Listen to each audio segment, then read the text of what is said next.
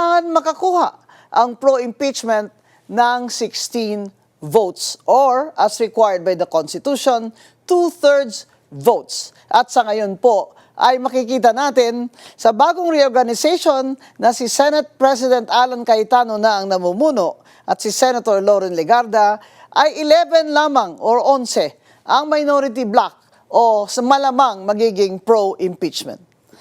Sinasabi nila na baka naman ang isa dyan o dalawa ay hindi boboto dahil nag-abstain sila sa reorganization. Pero ngayon po, halata na that there is already a very divided Senate and there is a line clearly drawn between the majority bloc and the minority bloc who oppose the Senate presidency of Alan Peter Cayetano and probably will be the same senators who will vote guilty on the impeachment of VP Sara. Now remember, again, 16 votes po ang kailangan sa ating saligang batas. 16 votes sa mga senador ang kailangan para makonvict si VP Sara at siya ay ma-impeach, matanggal sa kanyang posisyon at ma-disqualify for life from holding public office. Now, imposible na po makakuha sila ng 16, hindi po ba?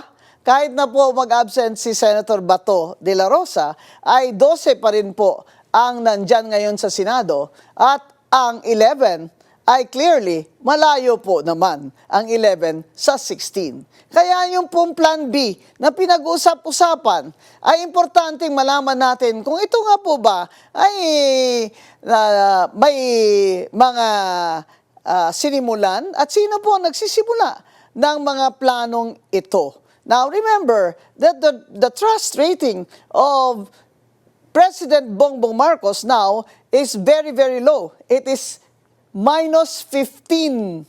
This is the lowest satisfaction or survey ng presidente ng Pilipinas ever na ito yung pinakamababa. -15 sa social weather station ang survey ni President Bongbong Marcos. At lahat po ito ay dahil hindi po niya nasusolve ang mga malalaking problema na ating hinaharap. Number 1, walang nakukulong na malalaking isda o mastermind sa flood control ghost projects. Pangalawa, hindi niya nasusolve yung unemployment problem natin na halos 3 million na ng Pilipino ay walang trabaho. Number 3, ang inflation rate ay napakataas at ayon sa survey ay more than half na ng mga Pilipino ang nakaranas ng gutom. Yan po, inflation kasama ang fuel or energy crisis, yan po ang malaking problema hanggang ngayon ay hindi nasusolve ng BBM administration dahil ayaw ni BBM at ang kanyang mga financial advisors na wag na munang kolektahin ang value-added tax sa fuel at kerosene at wag na munang kolektahin ang excise tax sa fuel at sa mga kerosene. Yan po ang dahilan kung bakit hanggang ngayon ay hindi po nasusolba ang ating kahirapan sa fuel crisis. Hindi po masusolve ni BBM yan sa pag-import ng supply. Hindi po supply ang problema natin. Ang problema po natin, mga Pilipino, ay ang napakataas na presyo ng gasolina, krudo at ng kerosene. At yan po sana ay masusolve ni BBM kung isuspend niya ang collection ng 12% VAT at excise tax sa fuel, gasoline, diesel, and kerosene. Pero ayaw nila. Kasi may tinatarget po na collection ang Department of Finance para po magamit nila sa unprogrammed funds ni BBM sa ating budget. So ito yung gobyerno ni BBM na deficit na at nagbabayad ng utang ng mga 2 trillion a year at deficit ang ating budget. Ibig sabihin, hindi po nakakakolekta ng income o taxes ang ating gobyerno na sapat sa kanyang gustong igasta. pero ang corruption index natin ay napakataas naman. Kaya sa buong Asia ay sa corruption index ay number 3 or number 4 ang Philippines ngayon. At yan ang isa sa pinakamalakas na dahilan kung bakit ang satisfaction rating or dissatisfaction rating ni President Bongbong Marcos ay -15. Ngayon, dahil alam na rin natin, na hindi nila kaya kumuha ng 16 votes to impeach Vice President Sara Duterte sa Senado, ay kaya po may mga bulong-bulungan na binulgar o nilagay na sa labas, isinawalat na ni Senator Amy Marcos ang Plan B ng BBM gang, which is to amend the Constitution para mag-extend ng term si BBM at extend ng term ang mga congressmen at senador at as a result, wala ng eleksyon sa 2028. Sinasabi nila it is far-fetched, but no. Under a Marcos presidency, nothing is far-fetched when you're talking about control and political dynasty and perpetuation in power. Ito po si President Bongbong Marcos ay sa tingin nyo lamang ay mayumi at pahinahon magsalita. Pero marunong po ito. Marunong po ito. Nakikita naman natin sa strategy na lahat ng oposisyon ay kinakasuhan. Kasama na ngayon si Senator Rodante Marcoleta. Kaya pakinggan natin ang kapatid ng presidente, ang kanyang ate, si Senator Amy Marcos, sa kanyang privilege speech tungkol sa planong mag-amenda ng Constitution through a Constituent Assembly. Tingnan natin. Senator Amy Marcos. Thank you very much. Magandang hapon po, Madam President, our Majority Leader, the ladies and gentlemen of the Senate. I rise today on a matter of personal and collective privilege to address a pressing issue of utmost national importance. For far too long, our Filipino people have been left uncertain, confused, deliberately kept in the dark regarding the true intentions behind the continuing and increasingly belligerent efforts to upend the new Senate leadership and worse, to amend the Constitution. The Filipino people deserve clarity. The Filipino people deserve honesty, and above all, the Filipino people deserve at least the truth. Madam President, today I will not rely solely on my own words. I will present before this chamber a short video containing documentation, footage, and statements directly connected to the ongoing efforts toward term extension and charter change. With your permission, therefore, may we now direct the technical team to play the video presentation. Charter change na sinasabi ni Senator Amy Marcos ay Constituent Assembly ang pamamaraan dahil kontrolado ng BBM administration ang House of Representatives. Ayon sa Article 17 ng Konstitusyon ng Pilipinas, ang Constituent Assembly ay maaring magpasa ng mga amendments sa konstitusyon sa paraan ng pagboto ng Congress or House of Representatives at Senado by 2/3 vote. So sa House of Representatives, 2/3 vote at sa Senado ay 2/3 vote. Siyempre, mag-aaway po ang Senado at House of Representatives niyan kung ang 2/3 vote ba ay voting jointly or separately. Natural lamang po na ang interpretation dyan ay voting separately because we have two houses. The lower house, which is the House of Representatives, and the upper house, which is the Senate. So they must vote separately, and each house must get 2/3 vote.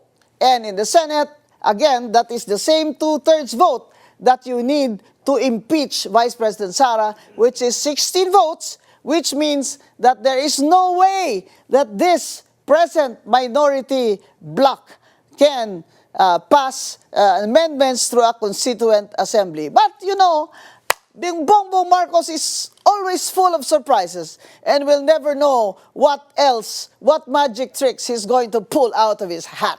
Remember, a Constituent Assembly, after po bumoto ang House of Representatives at ang Senate separately na makakuha man sila ng two-thirds, kung makakuha sila, ay kailangan po may ratification pa ng mga amendments na yan na ibobotohan ng mga tao. Kaya kung po sinasabi na anong magic tricks, because dumaan po ako sa martial law ni President Ferdinand Marcos, our dictator, who was very, very bright, number one in the bar, UP College of Law, very, very bright, such that he wanted to be a dictator, but he termed it a constitutional dictatorship. So pinamindahan niya ang konstitusyon and had his own provisions in the Constitution na meron siyang amendment number 6, which was his power to make laws by himself na wala ang batasang pambansa. Pero naalala ko, paano ba nila ni-ratify yung konstitusyon ni Ferdinand Marcos? Alam nyo ba ang mga kwento doon? Ang mga tao, binibidyo, pinipicturan sa mga assembly sa barangay at tinanong, siyempre mga tao, kami, pagka-raise ng vote ng hands, yan na, by overwhelming vote, ratified na ang konstitusyon ng Pilipinas, ng bagong constitutional dictatorship ni Marcos. At nang umakyat man ito sa Supreme Court, ay panalo pa rin si Marcos. Kaya sinasabi ko sa inyo na sabihin ba nila, masyado kaming suspitsoso? Hindi po kami suspitsoso. Kami po ay kinakabahan dahil dumaan na kami sa unang martial law ni Ferdinand Marcos at hindi po yun namin makakalimutan. Pero ano na po ba nangyayari ngayon? Hindi po ba para bang disguised na martial law itong mga nangyayari sa atin? May mga oposisyon na senador at na iba pa na ngayon kinakasuhan na. Isa-isa, hindi lamang isa-isa, kundi successively o sunod-sunod. Ngayon, isasali na nila si Senator Rodante Marcoleta. Sabi, lalabas na daw ang plunder charges laban kay Jinggoy. At ikakasuhan din si Cheese Escudero. At kakasuhan pa ni NBI Attorney Matibag si Vice Mayor Attorney Respicio for inciting to sedition. Alam nyo, ang nakakatakot talaga nung panahon ng martial law ay basta na lang po dadamputin kayo. At wala namang warrant, arrest warrant, wala. Ito naman ngayon siguro, meron naman silang i-produce na warrant. Pero may nabasa po ako na isang post ng kaibigan ni Senator Bato na may dumating na mga 20 na NBI agents sa bahay niya at sinisearch yung bahay niya na walang dalang search warrant. Kaya ito po ba ay hindi ba ito labag sa batas? Pero parang baliwala na lang sa NBI ngayon kung ang ginagawa nila ay hindi tama o hindi ayon sa batas dahil napakalakas naman po ng sandalan siguro ni Attorney Matibag. Nakasandal siya sa pader. Ang kinatatakutan po natin ngayon ay yung persecution, hindi lamang doon, kung hindi yung parang pananakot na sa mga citizens na tumututol dito sa pamaraan ng BBM administration. Kaya ang freedom of speech po ay napakahalaga sa ating lahat. Na ito ay hindi dapat makapture o masakop ng administrasyon by co-opting the owners of media companies. Kaya po maganda na meron tayong social media kung saan ay kanya-kanya tayo publish ng ating mga opinion at wala pong makapagdikta sa atin na management at wala pong magpa-prior restraint sa ating mga sasabihin dahil yan po ay karapatan natin ayon sa ating konstitusyon, ang freedom of speech and expression. Balik po tayo doon sa pahayag ni Senator Amy Marcos. At bakit po niya nasabi na itong Plan B ng BBM gang is already in place, na ito'y gagawin nila through a constituent assembly. Napanayam po namin si Mr. Lito Banayo na dating chairman ng ating Manila Economic and Cultural Office sa Taiwan. Isa po siyang batikan na political strategist at political analyst. At nakatulong na po siya sa 7 kandidatong pagka-presidente. Sa 7 yun, 4 po ang nanalo. Kaya at tingin ko may karapatan ito si Lito Banayo. And I know him personally, na hindi po siya nagsisinungaling. At nung napanayan po namin siya, ay sinabi niya na ito po yung mga nakausap niya. Si Senator Lacson, si Senate President Soto, ito po yung mga nakausap niya at pinag-usapan nila ang pag-aminda sa Constitution through a Constituent Assembly. Dahil po nung una, galit na po yung ilang senador niyan na bakit po sila binibintangan. Pero kung makita natin sa mga footage ng Senado, ay inamin naman po ni Senator Ping Lacson na nandun siya sa meeting na yon na pinag-usapan ang Constituent Assembly. Pakinggan natin, panoorin natin si Mr. Lito Banayo. Pagpasok ko dun sa Soler, nandun yung mga security ni Senate President. At that time, Senate President pa si Tito Soto. Akala siguro, sabi niya, kasali ako dun sa meeting. Kasi nga, lagi naman kami magkasama. Sir, dito ho. Pumasok naman siya. Pagpasok niya doon, sabi niya, ang nakita niya, si Speaker Boji D, kasama si Deputy Speaker Ferdinand Hernandez, si Senate President Tito Soto, at yung Secretary of the Senate, si Dong Mendoza. Meron pa raw isang tao pero hindi naman niya kilala kung sino. So hindi niya sinabi sa amin kung sino. Tapos sinabi niya, ang pinag-uusapan nila, yun nga, Constituent Assembly to revise or amend the Constitution. No? Tapos, sabi niya, ang plano daw, ang proposal daw is to elect senators by region. So, sabi niya, pinag-uusapan nga kung 2 o 3 per region. So, since we have 18 administrative regions, sabi niya, 36 ang, kung 2, or 3 each, magiging, 54. Nagsabi pa nga daw si Senate President Soto na, pero paano naman yung, baka hindi pumayag ang tao niyan kasi may mga regions na maliit, may mga regions na malaki, pareho ng NCR. Maraming population, di ba? Hindi naman daw inano yun. Tapos, the next issue na pinag-usapan is, sinabi daw nung mga participants, kung magre-regionalize tayo ng Senate, regional election ng Senate, term extension na lang natin yung mga congressmen at saka yung mga senador na term limited na by 2028 or up for re-election in 2028. Nung nung tinawagan siya ni Senator Amy Marcos to confirm kung totoo ba na nandun siya sa meeting, ay hindi niya sinabi kay Amy kung sino ang mga naroon. Pero nung later, ay inamin naman ni Senator Ping Lacson. At inamin din ni Senate President Soto. Pero nag-aalboruto